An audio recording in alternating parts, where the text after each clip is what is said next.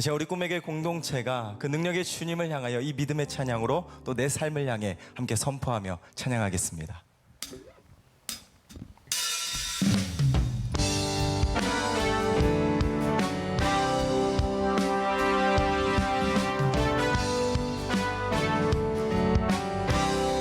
주님의 긍휼, 주님의 긍휼 강같이 흘러 메마른 이 땅 살아나리라. 거친 광야에 꽃이 피어나는 그날 우리는 보게 되리라. 생명의 바람, 생명의 바람 이 땅 불어와 메마른 뼈들 살아나리라. 죽었던 영혼 주께 노래하는 그날 우리는 보게 되리라. 선포합니다. 기뻐하라, 기뻐하라 나의 영혼아. 생명의 주 곧 오시네. 기뻐하라 나의 영혼아. 우리 주 곧 오시네. 우리 주 곧 오시네. 하나님은 언제나 우리 함께 하십니다. 믿으십니까? 우리가 한 번 더 선포합니다. 주님의 긍휼, 주님의 긍휼 강같이 흘러 메마른 이 땅 살아나리라.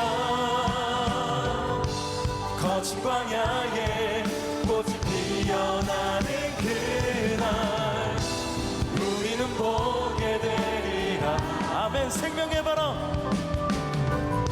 생명의 바람 이 땅 불어와 메마른 뼈들 살아나리라. 죽었던 영혼 주께 노래하는 그날 우리는 보게 될 것입니다. 소망의 마음을 가지고 기뻐하라, 기뻐하라 나의 영혼아. 생명의 주 곧 오시네. 기뻐하라 나의 영혼아. 우리 주 곧 오시네. 이 시간 믿음의 손 들고 기뻐하라 내 영혼아. 기뻐하라 나의 영혼아. 생명의 주 곧 오시네. 기뻐하라 나의 영혼아. 우리 주 곧 오시네. 이 시간 한 번 더 선포하실 때 우리 자신을 향하여 선포합니다. 기뻐하라 내 영혼아. 기뻐하라 나의 영혼아. 생명의 주 곧 오시네. 기뻐하라 나의 영혼아. 우리 주 곧 오시네. 우리 주 곧 오시네. 우리 주 곧 오시네. 우리 주 곧 오시네. 그래서 우리가 이렇게 고백합니다. 이 땅에 오직, 이 땅에 오직 주밖에 없네. 그 무엇도 나를 채울 수 없네. 주님의 평안 내 안에 있네. 그 누구도 빼앗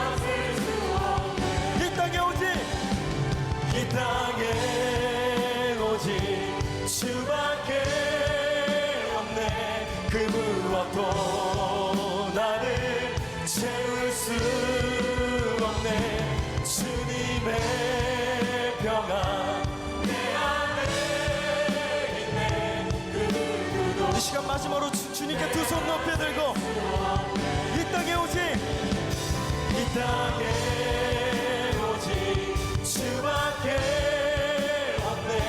그 무엇도 나를 채울 수 없네. 주님의 평안 내 안에 있네. 그 누구도 빼앗을 수 없네. 내 모든 것 되신 주님, 그 살아계신 주님을 향하여 우리 큰 박수로 모든 영광 주님께 올려드립니다. 우리 더 큰 박수로 주님을 높여드립니다. 할렐루야. 할렐루야. 하나님께서 오늘 우리를 사랑하십니다. 우리 옆분들에게 인사합시다. 하나님이 사랑하십니다.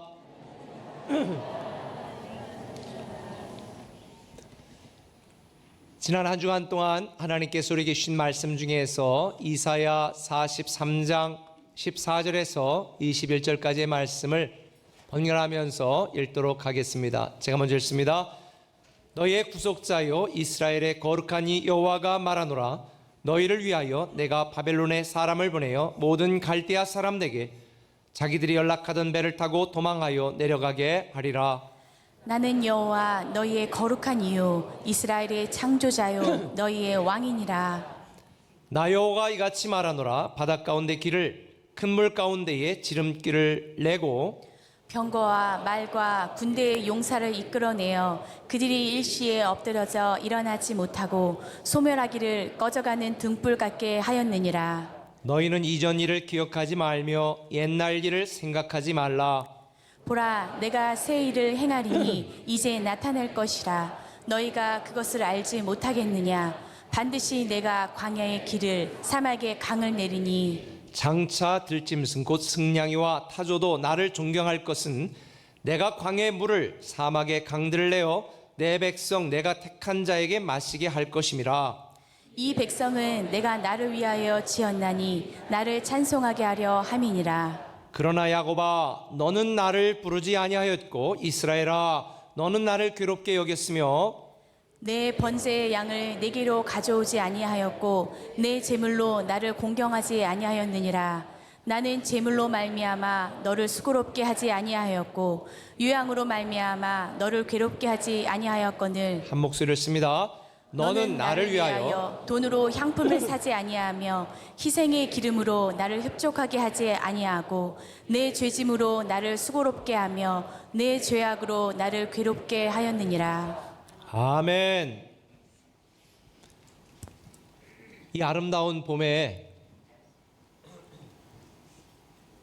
가끔씩 생각나면 정말 가슴이 시리도록 아픈 일들이 있습니다. 4월 16일은 온 국민들이 눈물 속에 충격을 받았던 세월호 사건이 일어난 4주기가 됩니다. 아직도 저는 세월호에 대한 뉴스나 보도나 또 그 영상이나 그림을 보면 가슴이 꽉 막혀서 체한 것 같습니다.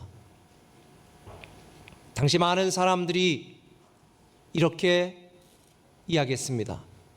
아니 대체 왜 그렇게 수많은 어린 학생들이 죄도 없는 아이들이 수백 명이 죽어가야 됐을까?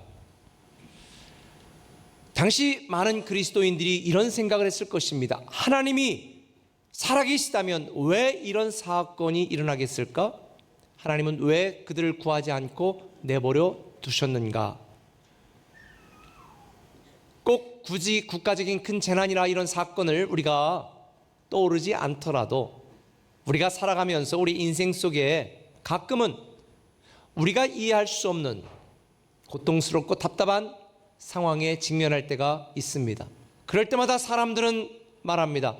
하나님이 왜 이런 일을 이렇게 허락하셨는가? 왜 내버려 두시는가? 그런 질문을 던지고 심지어 나아가 하나님께 원망하는 사람들도 있습니다. 그래서 저는 생각을 해봤습니다. 사람 편에서가 아니라 하나님 편에 생각해 보았습니다. 그랬더니 이런 질문이 생각이 나더라고요. 내가 사고 쳤냐? 내가 그런 일을 저질렀냐? 내가 문제를 일으켰냐? 사실 하나님이 문제를 일으킨 적은 한 번도 없습니다. 하나님이 사고를 치신 적도 한 번도 없습니다. 사실은 우리가 살아가면서 일어나는 수많은 아픔, 이해할 수 없는 고통은 다 사람들의 탐욕과 욕심과 이기심 때문입니다. 술 취한 트럭 운전사에게 사고를 나 다친 아이의 엄마가 이렇게 항변합니다. 왜 죄 없는 우리 아이가 이런 고통을 당해야 됩니까? 하나님은 왜 그렇게 하셨습니까? 하나님이 하신 게 아닙니다. 술 취한 트럭 운전사의 죄 때문에 그런 것입니다. 우리가 인생을 살면서 우리는 하나님께 말합니다. 하나님 왜 이렇게 우리를 괴롭게 하십니까? 그런데 오늘 본문 23절에 보니까 하나님은 우리에게 도리어 이렇게 말씀하십니다. 내가 너를 괴롭게 하지 아니하였거늘. 뒤에 보니까 내 죄짐으로 나를 수고롭게 하며 내 죄악으로 나를 괴롭게 하였느니라. 하나님이 우리를 괴롭게 한 게 아니라 우리가 하나님을 괴롭게 했고, 하나님이 우리에게 짐을 지운 것이 아니라 우리가 하나님께 짐을 지었다고 하나님은 탄식하고 있는 것입니다. 얼마 전에 제가 인터넷 뉴스를 검색을 하고 보다가 거기에 손석희 JTBC 앵커가 뉴스를 클로징하면서 마지막에 했던 말이 저에게 아직도 기억이 납니다. 교황했던 말을 인용을 했는데 그 내용은 이겁니다. 지옥은 인간이 스스로 걸어 들어가는 것이다. 지옥은 인간이 스스로 걸어 들어가는 것이다. 사람들은 말합니다. 왜 하나님은 죄 없는 사람을 지옥으로 몰아넣습니까? 하나님이 몰아넣는 게 아닙니다. 하나님은 지금 지옥 문을 가로막고 있습니다. 사람들이 스스로 지옥으로 기어 들어가는 것입니다. 하나님이 심판하는 게 아닙니다. 사람들이 스스로 심판대 위에 올라가는 것입니다. 다 우리의 탐욕과 욕심과 이기심이 스스로 자초한 일들입니다. 그래서 성경을 보면 하나님은 이스라엘 백성들이 다시 올바른 길을 가도록, 다시 하나님 예비하신 그 축복의 길로 들어서도록 잘못을 바로잡기 위하여 인간을 징계하실 수밖에 없었고 사람을 심판하실 수밖에 없었던 것입니다. 하나님이 우리에 대한 생각은 성경에 있는 것처럼 재앙이 아니라 평안입니다. 슬픔이 아니라 기쁨입니다. 그런데도 굳이 우리 스스로가 그런 징계와 고난과 고통을 자초한 우리를 안타까워하시는 하나님이 제발 그렇게 하지 말라고, 하나님이 우리에 대한 사랑을 깨달으라고 징계하시는 것이고 고난과 고통을 허락하실 수밖에 없었던 것입니다. 저는 성경을 읽으며 이스라엘 백성들에 대한 그 가혹한 고통과 고난을 보면서 하나님이 택하신 백성들에게 너무하신 거 아닙니까? 라고 생각했습니다. 이스라엘 백성들이 처절한 고통 속에 심판당하는 걸 보면서 좀 하나님이 너무한 거 아닌가? 라는 생각도 했습니다. 그런데 저는 말씀을 준비하다가 이 심판과 징계라는 단어를 우리를 향한 하나님의 간절한 사랑, 애절한 사랑의 손길로 바꿔 읽었습니다. 이 징계와 심판을 하나님의 사랑이라는 단어로 바꿔 읽으니까 너무 감동이 되었습니다. 하나님이 우리를 징계할 때 얼마나 아프셨을까? 하나님 우리를 심판할 때 얼마나 눈물이 나셨을까? 그렇게 하실 수밖에 없는 우리에 대한 하나님의 간절한 사랑을 생각하니까 제가 소름이 끼쳤습니다. 우리는 살아가면서 때때로 우리가 어려운 일을 당하거나 이해할 수 없는 상황 속에 직면하면 하나님께 원망합니다. 그런데 사실은 하나님이 우리의 아픔과 고난을 우리보다도 더 아파하신다는 사실 우리가 안다면 우리에 대한 하나님의 그 간절하고 애절한 사랑을 깨닫게 될 줄 믿습니다. 그래서 히브리서 12장 10절 성경은 이렇게 말합니다. 잠시 자기의 뜻대로 우리를 징계하였거니와 오직 하나님은 우리의 유익을 위하여, 우리의 유익을 위하여 잠시 징계하시고 잠시 고난을 주시지만 우리의 유익을 위하여 하나님은 고난과 아픔을 허락하신다는 것입니다. 사랑하는 꿈의 가족 여러분, 지금 여러분이 징계를 당하는 것처럼 힘든 상황 속에 있다면 여러분을 향한 간절한 하나님의 사랑을 깨닫는 기회가 되기를 예수님의 이름으로 축원합니다. 인생의 어두운 터널을 지나고 답답한 가운데 있다면 여러분을 향한 간절한 하나님의 사랑을 좀 깨달았으면 좋겠습니다. 오늘 본문에 보면 이스라엘 백성들은 자신들을 버러지 같다고 신세한탄하며 자기 비하며 자기 절망 속에 있었던 이스라엘 백성들, 하나님은 고난과 고통을 통해 하나님이 그들을 얼마나 사랑하는지를 알려주시고 그럼에도 불구하고 내가 너희를 다시 회복시켜 주실 것이다, 새해를 약속하셨습니다. 고통당하는 이스라엘 백성들에게 오늘 본문 43장 1절은 이렇게 말합니다. 그러나 이제 야곱아, 너를 창조하신 여호와께서 지금 말씀하시느니라, 너를 지으신 이가 말씀하시느니라, 너는 두려워하지 말라. 너는 내가 너를 구속하였고 내가 너를 지명하여 불렀나니 너는 내 것이라. 내가 너를 지명하여 불렀나니 슬퍼하지 말아라. 지금 고난과 고통과 답답한 일이 있다 할지라도 내가 너를 반드시 다시 회복시킬 것이고 내가 알지 못하는 크고 비밀한 일들을 너에게 보일 것이다. 우리를 지명하여 부르신 하나님이 우리를 책임지십니다. 다시 회복시키십니다. 할렐루야. 그래서 이런 하나님을 믿는다면 우리는 이렇게 살 수밖에 없습니다. 한번 따라합시다. 하나님으로 다시 시작하라. 하나님으로 다시 시작해야 되겠다는 것입니다. 사람들이 실패하고 낙담한 순간에 직면하면 이렇게 한탄합니다. 돈이 있어야 다시 시작하지. 돈이 있어야 다시 시작하지. 요즘 대출도 막히고 큰일 났다, 난 끝났다. 나를 도울 사람이 있어야 다시 시작하지. 우리 아버지가 나를 도와야 다시 시작하지. 여러분, 그런데 이거 기억하세요. 세상에 그 어떤 사람이 여러분을 돕지 않아도 언약적인 사랑으로 우리를 사랑하시는 하나님이 우리와 함께 하시고 우리를 도우십니다. 그래서 우리는 다시 회복할 수 있는 것입니다. 우리를 돕겠다고 약속하신 하나님이 오늘 본문 15절에 보니까 이렇게 말합니다.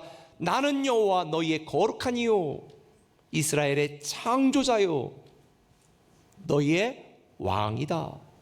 거룩이라는 단어는 알다시피 구별된다는 것입니다. 죄악되고 욕심 많은 세상 사람들과 구별된 분이 하나님이십니다. 우리를 자기 이해관계에 의하여 이용하려고 하는 세상 사람들과는 구별되는 하나님, 우리를 위하여 독생자 예수 그리스도도 아끼지 아니하고 모든 것을 퍼주어 주시는 그 하나님이, 구별된 분이 우리를 책임지시겠다는 거예요. 이걸 믿으시길 바랍니다. 때로는 우리에 대한 하나님의 뜻을 이해할 수 없어도 하나님이 하시는 일은 항상 옳습니다. 하나님의 방식을 내가 다 이해할 수 없다 할지라도 우리에 대한 하나님의 사랑은 옳습니다. 변치 않습니다. 그런데 그분은 창조자라고 말합니다. 불가능이 없으신 분이라는 것입니다. 모든 것이 가능한 창조자 하나님이 우리를 도우시고 회복시킨다는 거예요. 더군다나 그분은 우리의 왕이라고 말합니다. 우리를 보호하시고 지키시고 인도하시는 우리의 왕. 하나님이 여러분을 책임지지 못하는 이유가 뭔지 아세요? 왕이신 하나님께 맡기지 않고 왕이신 하나님께 순종하지 않기 때문입니다. 하다못해 식당을 가도 맡기지 않는 신발은 책임지지 않습니다. 근데 여러분의 인생을 하나님께 맡기지 않고 책임져 달라니까 하나님이 책임져 주지 않죠. 저는 이렇게 생각합니다. 신앙은 하나님이 어떤 분인지를 아는 거예요. 하나님이 누구신지를 알면 신앙생활이 시작이 됩니다. 하나님이 내게 어떤 분인지를 알면, 나보다 나를 더 사랑하시는 분, 나보다 나의 고통을 더 안타까워하시는 분. 그래서 호세아 선지자는 이렇게 말했습니다.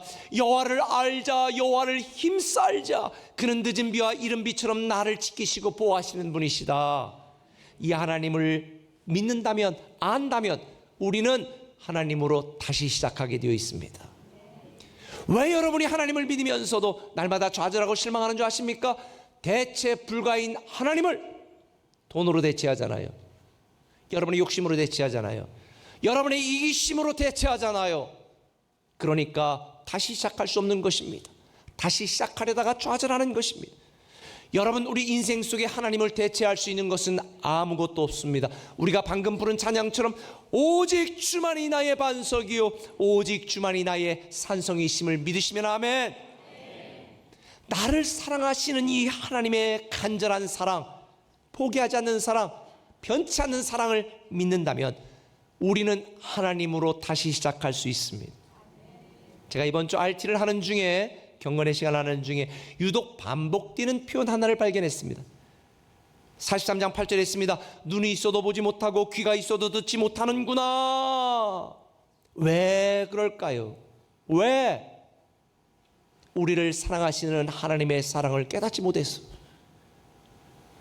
나를 회복시키기를 원하시는 하나님이 누구신지를 알지 못하기 때문에 우리는 그분이 우리를 도우시고 사랑하고 있음에도 불구하고 다시 시작하지 못하는 거예요. 지금까지 여러분의 기준, 여러분의 마음이 원하는 대로 살았다면 이제는 여러분이 갖고 있는 고난과 아픔을 통해 하나님만이 나의 왕이요 나의 창조주심을 깨달아 그 하나님으로 다시 시작하는 여러분 되시기를 간절히 부탁을 드립니다. 그런데 오늘 본문을 보니까 이상한 장면이 하나가 나와요. 하나님께서 우리에게 새 일을 이루어 주실 것이고 다시 회복할 거라고 말씀하면서 이전 일을 기억하지 말고 옛적 일을 생각하지 말라고 말씀하시는데, 저는 이게 무슨 상처나 아픔이나 실패했던 순간 그런 감정을 잊지 말라는 건 줄 알았어요. 그런데 묵상해 보니까 그 뒤에 설명하는 것 중에 하나가 뭐냐면 홍해 사건, 이런 놀라운 이스라엘 백성들을 위해 일으켰던 이 놀라운 홍해 사건, 이런 사건조차도 기억하거나 생각하지 말라는 거예요. 아니, 왜 그랬을까? 여러분, 홍해 사건은요, 이스라엘 백성들 역사상 잊을 수 없는 가장 엄청나고 위대하고 자랑스러운 사건입니다. 살기등등한 애국 군대가 뒤에서 쫓아오고 앞에 넘실대는 홍해 바다가 가로막혀 진퇴양단의 상황에 빠졌을 때 하나님이 홍해를 쫙 가르시고 200만 명이나 되는 사람들을 이끄시고, 그리고 쫓아오는 애국 군대를 갈라진 홍해가 합쳐져 일순간에 몰살시켜버린 그 엄청난 사건. 근데 하나님이 이런 사건을 기억하지도 말라는 거예요. 잊어버리라는 거예요. 아니, 왜? 그 이유가 여기 있습니다. 보라, 내가 새 일을 행하리니. 이전에 하나님이 너를 위해 행했던 일과는 비교도 할 수 없이 새로운 일들을 일으키시고 너의 인생을 회복시킬 거라는 거예요. 얼마나 놀라운 일이기 때문에 저는 그 놀라운 일이 무엇인가 연구해 봤더니 하나님이 우리를 위하여 일으키실 새 일은요, 예수 그리스도를 통한 구원이더라고요. 예수 그리스도를 통한, 메시아를 통한 놀라운 구원, 이게 바로 이사야 선지자가 약속한 새 일이었습니다. 그래서 히브리서 11장 40절은 말합니다. 하나님이 우리를 위하여 더 좋은 것을 예비하셨거늘, 더 좋은 것을 예비하셨거늘. 사람들은 그걸 깨닫지 못하는 거예요. 사실 구약에 있었던 수많은 믿음의 선배들이 보고 싶어 했던 것이 바로 예수 그리스도 메시아였습니다. 그런데 어찌된 일인지 오늘날 이 시대를 살면서 하나님이 말씀하시고 약속하셨던 새로운 일, 예수 그리스도 그분을 우리가 모시고 살면서도 왜 우리는 여전히 이스라엘 백성들처럼 좌절과 낙심과 절망 가운데 살고 있을까요? 여러분, 박수는요, 두 손이 마주쳐야 나는 법입니다. 하나님은 우리를 변함없이 사랑하는데 우리는 그런 사랑하는 하나님에 대해 믿음으로 반응하지 않아요. 예수 그리스도를 우리가 믿고 있으면서도 여전히 이전의 방식으로 살아갑니다. 이전의 기준으로 살아갑니다. 예수 그리스도의 제자로 살아가는 것이 아니라 예수님을 내 제자로 만들어버렸습니다.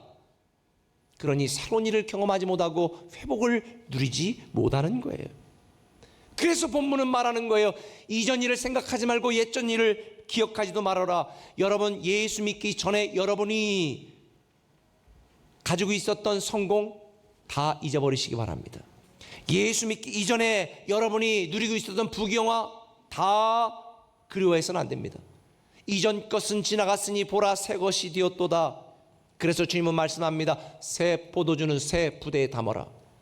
새 포도주이신 예수 그리스도를 믿고 우리는 놀라운 새 일을 경험하고 회복의 은혜를 누려야 되는데, 우리는 여전히 옛 부대에, 다 망가진 오래된 부대에 새 포도주를 넣으니 하나도 건질 게 없는 거예요.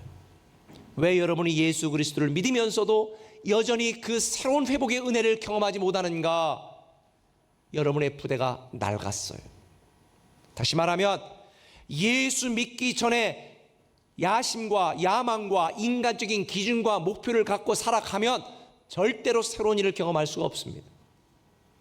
예수 그리스도로 다시 시작하는 것, 다시 말하면 하나님으로 다시 시작하는 것을 의미하는 것입니다. 여러분, 미래 성공의 가장 큰 걸림돌이 뭔지 아세요? 과거의 성공입니다. 과거에 내가 이렇게 했더니 성공했더라. 여러분, 부모님들이 자녀에게 부모의 성공 스토리를 이야기해도 아무 쓸데없는 게 뭔지 아세요? 우리 자녀들이 살아갈 시대는 부모가 성공했던 방법으로는 도저히 성공할 수 없는 시대이기 때문에, 열심히만 산다고, 열심히만 공부했다고 성공하는 시대가 아니에요. 핵심을 잡아야죠. 그것은 바로 예수 그리스도입니다. 여러분의 지식이나 과거의 경험으로 하나님을 제한하지 마세요.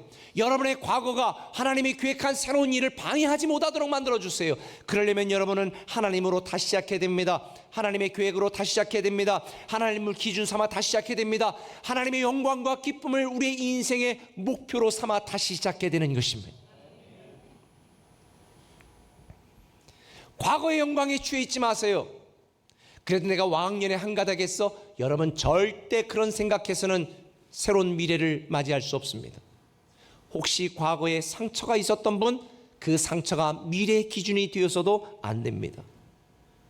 나와 함께 하시고 나를 돕는 하나님을 믿고 다시 회복시키실 새를 행하신 하나님을 기대하면서 제로베이스에서, 백투제로에서 다시 새롭게 시작해야 되는 것입니다. 과거에 내가 이런 직장에 다녔고 이런 직책을 가졌었고 이렇게 돈이 있었다, 다 잊어야 됩니다. 저는 세종꿈의 온 여러분들이 정말 놀라운 지금 기회의 순간에 있다고 믿습니다. 이전 것을 떠나고 갈대아우르를 떠나고 고향 본토 친척을 떠나 미지 기회 축복의 땅에 오셨으면 이제부터는 과거의 교회, 과거의 신앙, 과거의 기준 주장하지 마시고 하나님이 계획하시는 하나님의 새로운 일을 행하실 하나님을 기대하면서 하나님으로 다시 시작하시기 바랍니다. 하나님으로 다시 시작해야 여러분들이 새 일을 행하신 하나님, 그 회복시키신 하나님을 경험할 수 있어요. 여러분들 중에 가정 회복을 원하는 분이 있다면 과거의 상처 다 잊으시고 기억도 하지 마시기 바랍니다. 10년 전 했던 말 자꾸 끄집어내지 마세요. 하나님으로 다시 시작하시기 바랍니다. 여러분이 인생 회복을 원하신다면 과거에 여러분이 받았던 상처, 여러분 기억하지 마세요. 하나님으로 다시 시작하세요. 미래 성공을 원한다면 지금까지 여러분이 성공했던 모든 스토리 다 잊으세요. 그리고 처음 시작하는 것처럼 하나님과 더불어 믿음으로 다시 시작하세요. 저는 교회를 4번이나 개척하고 시작하면서도 저는 항상 처음 하는 것처럼 설레는 마음으로, 기대하는 마음으로, 지금 내 설교와 내 목회가, 이 교회가 내 마지막인 것처럼 저는 그렇게 늘 다시 시작합니다. 사랑하는 꿈의 가족 여러분, 빌립보서 3장 13절은 말합니다. 형제들아, 나는 아직 내가 잡은 줄로 여기지 아니하고 오직 한 일, 즉 뒤에 있는 것은 잊어버리고 앞에 있는 것을 잡으려고. 하나님은 과거의 하나님이 아니라 미래의 하나님이십니다. 더 이상 과거라는 무덤을 파지 마시고 하나님으로 다시 시작하여 새해를 행하시고 다시 회복시키시는 그 하나님의 놀라운 계획이 여러분의 현재 현실이 되기를 예수님의 이름으로 축원합니다. 그런데 하나님으로 다시 시작하는 것으로 끝나서는 안 돼요. 두 번째 해야 될 일이 있습니다. 한번 따라합시다. 하나님으로 다시 결론 내라. 하나님으로 다시 결론을 내야 돼요. 나이 든 분들이 가끔 대화하다 보면 저에게 이렇게 얘기하더라고요. 목사님, 자식 다 소용이 없어요. 돈이 효자야, 돈이 효자. 제가 그렇게 생각하는 분들이 있다면 제가 오늘 여러분의 편견을 깨드릴게요. 돈이 효자가 아닙니다. 믿음이 효자입니다. 나이가 들어 노후를 준비하는 것은 믿음을 준비해야지 뭘 돈을 준비해. 그 돈 갖고 무덤 속에 들어갈 거예요? 돈은 잠시 편안한 우리의 삶을 보장할 수 있을지 모르지만 돈은 우리의 구원을 보장하지 않습니다. 돈은 우리의 영혼을 책임지지 않습니다. 돈을 인생의 결론으로 삼는 게 아니라 하나님을 우리의 인생의 결론으로 삼아야 됩니다. 그렇다고 물론 노후 준비하는 거 하나도 하지 말라는 얘기가 아니에요. 노후 준비해야죠. 어떤 분은 그래요. 목사님은 걱정 없겠어요. 하나님이 다 책임지니. 여러분, 무책임한 말입니다. 제가 이렇게 생각을 했어요. 어떤 친구 목사도 그런 말 했습니다. 아니, 하나님이 책임질 거라고 아무런 준비도 안 하고 가만히 넋놓고 있는 건 믿음이 아니라 민폐야. 그건 민폐예요. 하나님이 우리에게 지혜를 주셨습니다. 건강한 육체를 주셨습니다. 그럼 미리 준비하는 것은 하나님이 우리에게 요구하시는 거예요. 내가 최선을 다하여 준비하되 내가 할 수 없는 것은 하나님께 맡기는 게 믿음이지. 준비하고도 의심하고 준비 안 하고 믿는다는 것, 이거는 믿음도 아니고 민폐예요. 사랑하는 꿈의 가족 여러분, 제가 말씀드리는 요지는 이겁니다. 돈으로, 명예로, 이기심으로 여러분의 인생을 결론 내지 말고 나를 사랑하시고 나를 책임지시는 하나님으로 우리 인생을 결론 내라는 거예요. 왜? 하나님만이 우리를 위하시는 분이니까.